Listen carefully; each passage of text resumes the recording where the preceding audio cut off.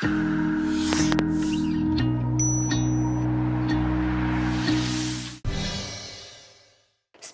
by Tata 407 mini truck. सन्तानको विश्वास आमा, आमाको विश्वास गरिमा, गरिमा विकास बैंक, एक्सेस टु ऑल।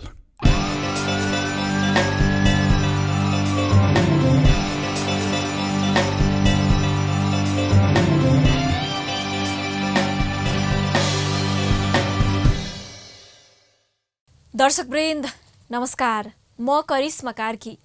आइसिआइडीको प्रस्तुति डेभलपमेन्ट फोरमको आजको विशेष अङ्कमा तपाईहरूलाई स्वागत छ।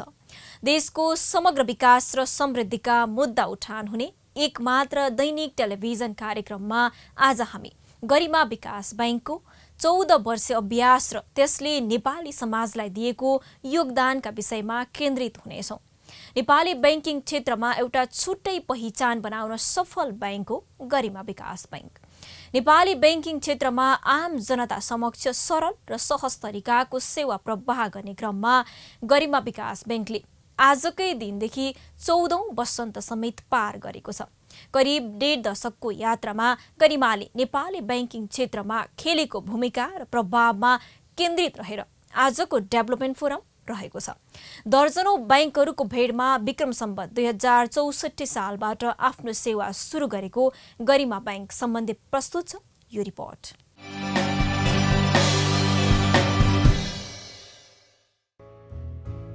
गरिमा विकास बैंक लिमिटेड नेपाल सरकार कम्पनी रेजिस्ट्रारको कार्यालयमा आर्थिक वर्ष 2064-65 मा दर्ता भएको हो।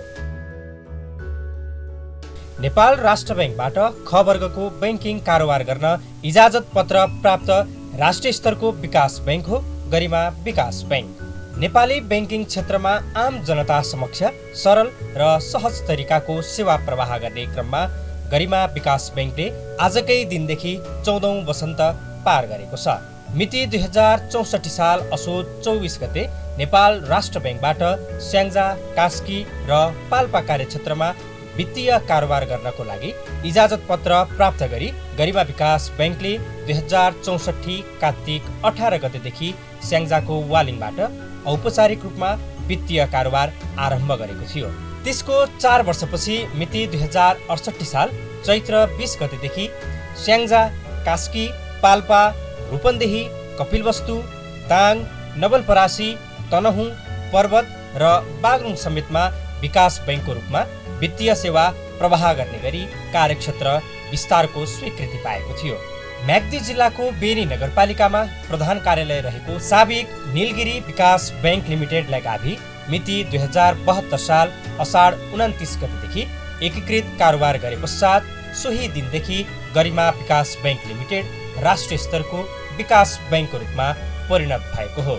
त्यसपछि गरिमा विकास बैंक लिमिटेड र भरतपुर महानगरपालिकाको नारायणगढमा केन्द्रीय कार्यालय रहेको शुभेच्छा विकास बैंक लिमिटेड एक आपसमा गाभी मिति 2073 असोज 4 देखि एकीकृत कारोबार गर्दै थप मजबुत हुँदै अगाडि बढेको छ।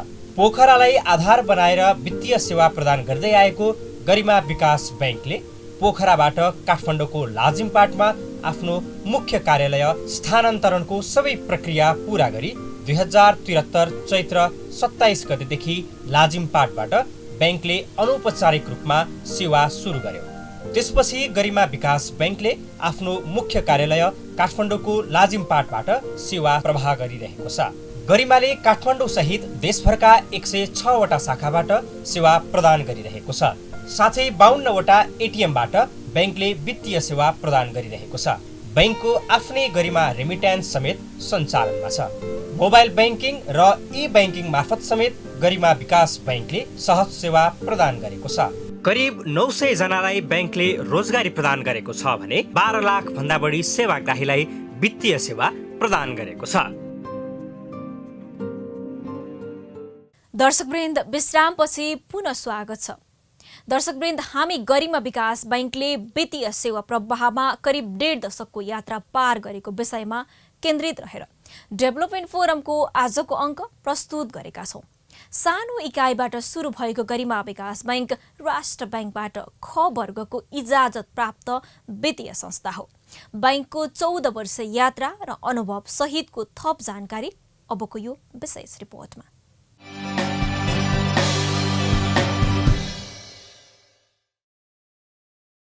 हाल बैंकको अधिकृत पुँजी 5 अर्ब छ भने बैंकको चुक्ता पुँजी 3 अर्ब 23 करोड रहेको छ।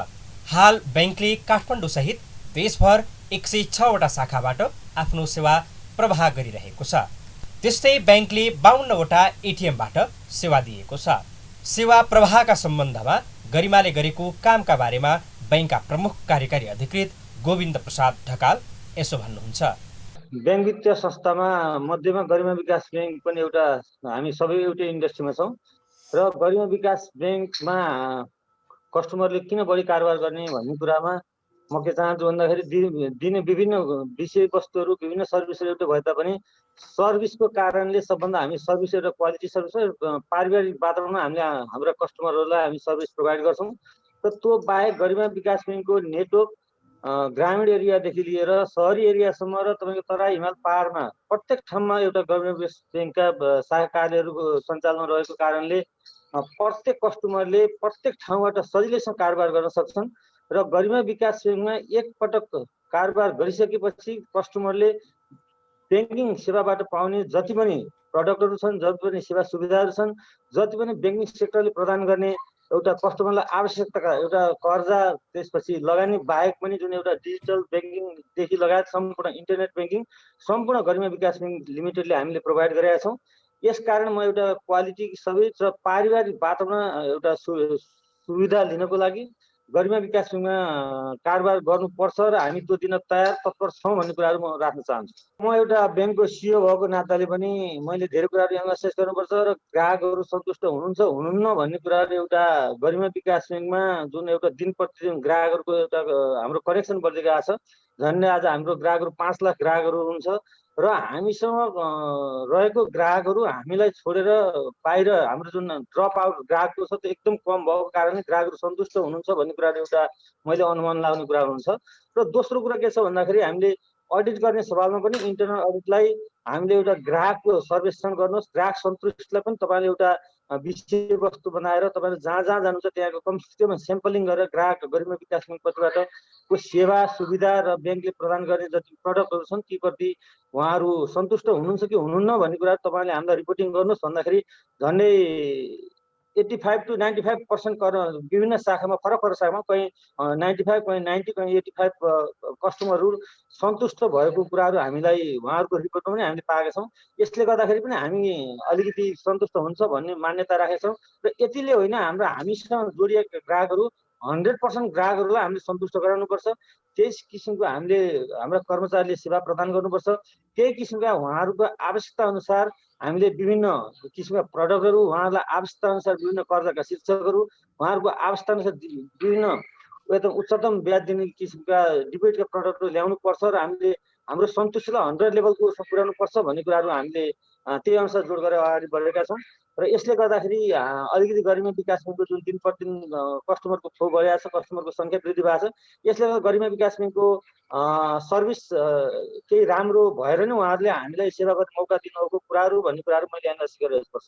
गरिमा विकास बैंक लिमिटेड स्थापना कालमा हामी एउटा स्याङ्जामा ग्रामीण एरियामा प्रधान कार्यालय राखेर हामी स्थापना भयो र स्थापना कालदेखि नै हामीले जहाँ ब्याङ्क वित्तीय संस्थाको पहुँच पुगेका छैन त्यस्ता ठाउँमा आफ्ना शाखाहरू विस्तार गर्नुपर्छ भन्ने मान्यताले हामीले देशका कुना एकदम ग्रामीण एरियामा बढी शाखा फोकस गर्यौँ र त्यसको साथसाथै अहिले हामीले एउटा सम्पूर्ण ग्रामीणदेखि सहरी एरियालाई कभर गर्ने गरी हामीले शाखाहरू विस्तार गरेका छौँ।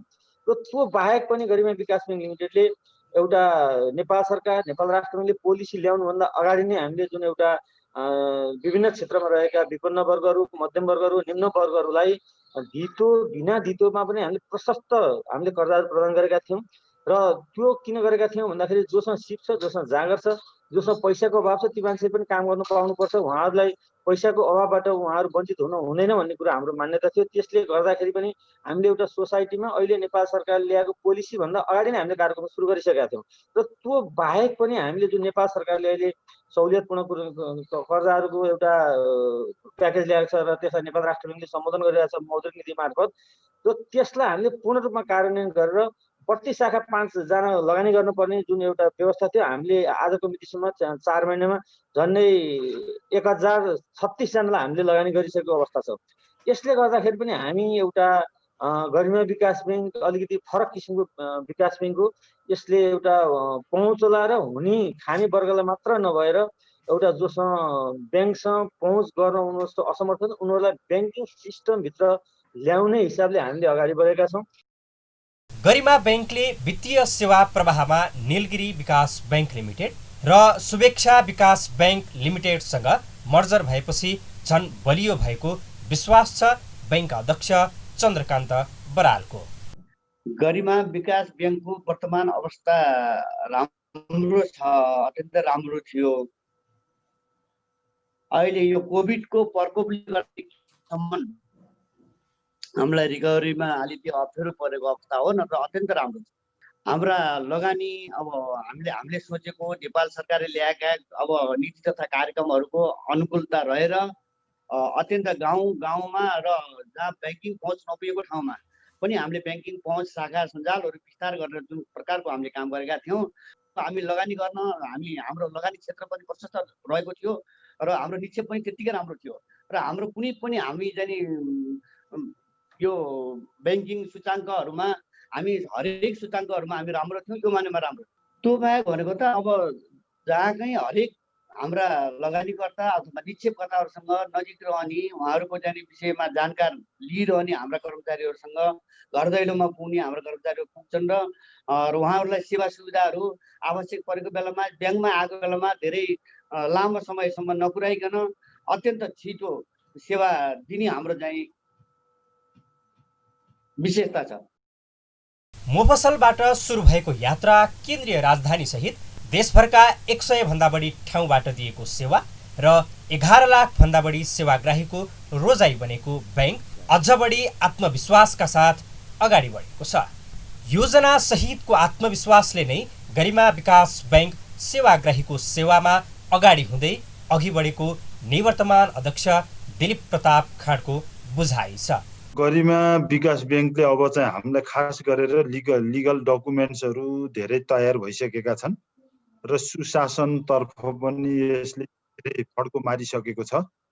अब यसले खास गरेर यसको नीतिगत रूपमा दुईटा कुरा छन् र त्यो दुईटा कुरा भनेको एउटा हो यसले यो आइटी फ्रेन्डली पोलिसीमा अब यसले आफूलाई धेरै परिमार्जित गर्नुपर्ने आइटी सेक्युरिटीका कुराहरू छन् र अझै एडभान्स यसलाई कसरी पब्लिकहरूको अहिलेको आधुनिक जमाना यो इन्फर्मेसन टेक्नोलोजीलाई बढीभन्दा बढी उपयोग गरेर यो अहिले र मान्छेले घरमै बसेर सम्पूर्ण ब्याङ्किङ सुविधाहरू प्राप्त गर्न सक्ने नयाँ प्रविधिहरूमा चाहिँ फड्को मार्न पर्ने चाहिँ एउटा चाहिँ मैले देखेको छु र यो सुझाव पनि गर्न चाहन्छु र सेक्युरिटीको कुराहरूमा पनि अझ हामी अहिलेको भन्दा अझ बढी संवेदनशील भएर, किनकि सुरक्षा सबभन्दा पहिलो हो, पहिलो प्राथमिकता हुनुपर्छ र अहिले धेरै हिसाबले यो जुन आइटीमा चाहिँ सेक्युरिटी थ्रिटेन छ, यो थ्रिटेनलाई कसरी समाधान गर्ने र यो समाधान गर्न पनि सकिन्छ र यो सम्भव पनि छ। त्यसै हुनाले त्यता यो आइटी फ्रेन्डली र आइटी सेक्युरिटीमा लाग्न अनुरोध गर्छु।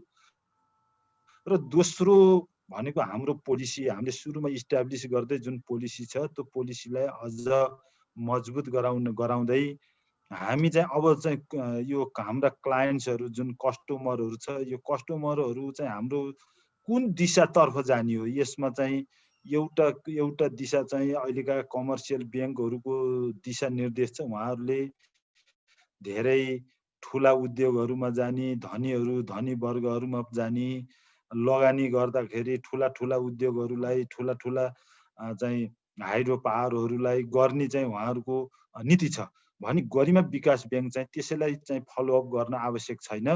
अब हामी चाहिँ खास गरेर माइक्रो इन्टरप्रेनरहरू जुन लघु उद्यमीहरू छन्, साना उद्योगीहरू छन्, व्यापार बिजनेसहरू छन् र साना साना इकाइहरूका उत्पादनहरू छन्, त्यो तर्फ हामी जानुपर्छ र हाम्रो लक्ष्य भनेको वास्तवमा मध्यम निम्न मध्यम र एउटा चाहिँ बेसिक एकदम गरिबीकै रेखामा अवस्थित रहेको, गरिबीको रेखा भन्न निम्न वर्ग, त्यसपछि यो वर्गलाई चाहिँ टार्गेट गरेर गरिमा विकास ब्याङ्कका कार्यक्रमहरू आउनुपर्छ, त्योसित इन्भल्भ हुनुपर्छ र त्यो तर्फ गयो भने ब्याङ्क सुरक्षित पनि छ र केही गाह्रो हुन्छ, म्यानेजमेन्टमा केही दुःखहरू हुन्छ, कर्मचारीहरू केही 2-4 जना भए पनि बढी लाग्छ, तर यो चाहिँ यसले चाहिँ एउटा देशको सेवा पनि हुन्छ र त्यो निम्न मध्यम र तल्लो वर्गकालाई उठाउनको लागि योगदान पनि पुग्छ र ब्याङ्क पनि मजबुत हुन्छ।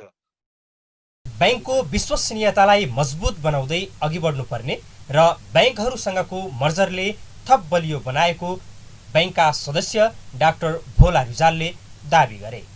मर्जर भने पनि हुन्छ।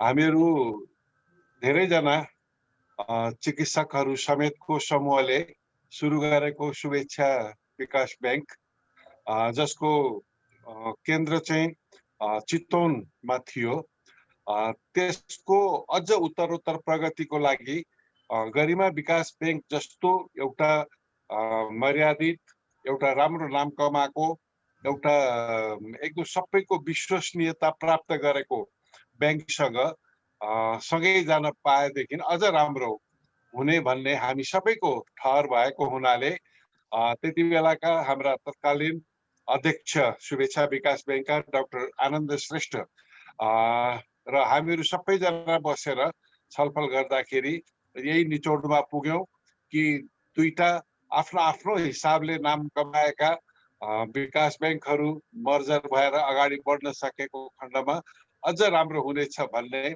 हाम्रो अठोटले गर्दाखेरि आज गरिमा विकास ब्याङ्क एउटा विश्वसनीय ब्याङ्कको रूपमा छ।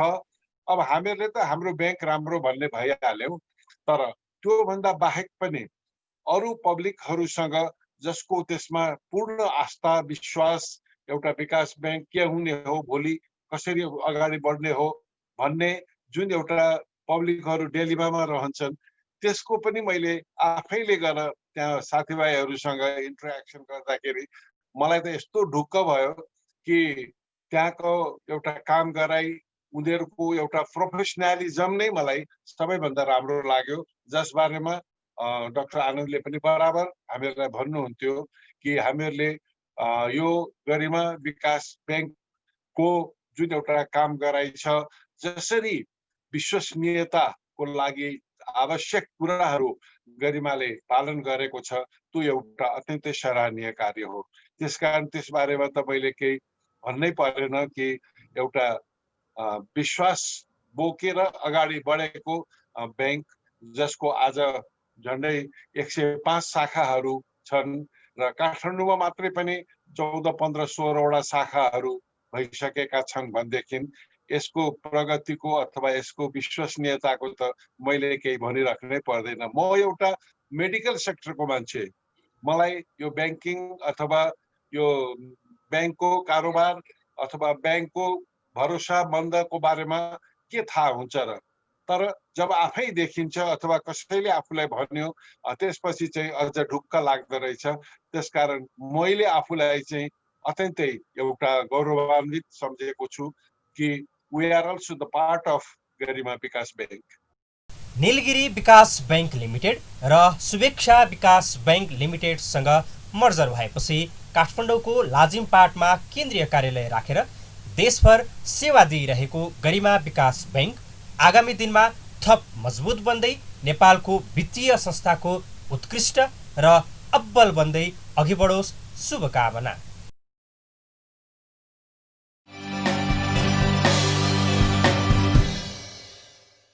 दर्शकवृन्द, गरिमा विकास बैङ्कले वित्तीय सेवाको क्षेत्रमा आफ्नो अमिट पाइला मोफसलबाट विस्तार गरेर अहिले राज्य सङ्घीय प्रणालीमा गए पश्चात केन्द्रीय राजधानीबाट सेवा प्रदान गरिरहेको छ। यसले गरिमा विकास बैङ्क थप बलियो अवस्थामा वित्तीय सेवा प्रदान गर्दै सशक्त रूपमा प्रस्तुत भएको छ भन्दा कुनै फरक पर्दैन। देशभर 100 भन्दा बढी ठाउँमा शाखा विस्तार गरेर बैंकले आम सेवाग्राहीलाई वित्तीय कारोबार गर्न सहज बनाएको छ। 14औं वर्षको दौरानमा बैंकको अधिकृत पुँजी 5 अर्ब छ भने बैंकको चुक्ता पुँजी 3 अर्ब 23 करोड रहेको छ। कोरोनाका कारण बोनस बाँडफाँड नगरेको बैंकको हाल बैंकको चुक्ता पुँजी 3 अर्ब 23 करोड छ। आगामी दिनमा नेपाली बैंकिङ क्षेत्रमा वित्तीय कारोबार गर्न अझ बढी सशक्त र आम सेवाग्राहीको सेवामा सहज र सरल भूमिका निर्वाह गर्न गरिमा विकास बैंकको उचाइ गौरविलो होस्। बैंकको 14औं वर्षगाँठको अवसरमा डेभलपमेन्ट फोरमका तर्फबाट हार्दिक शुभकामना व्यक्त गर्दछौँ।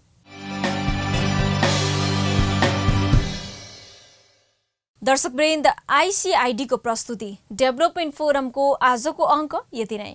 तपाईँ हामीलाई फेसबुकमा facebook/डेभलपमेन्ट फोरम र युट्युबमा डेभलपमेन्ट फोरममा गएर समेत हेर्न सक्नुहुनेछ।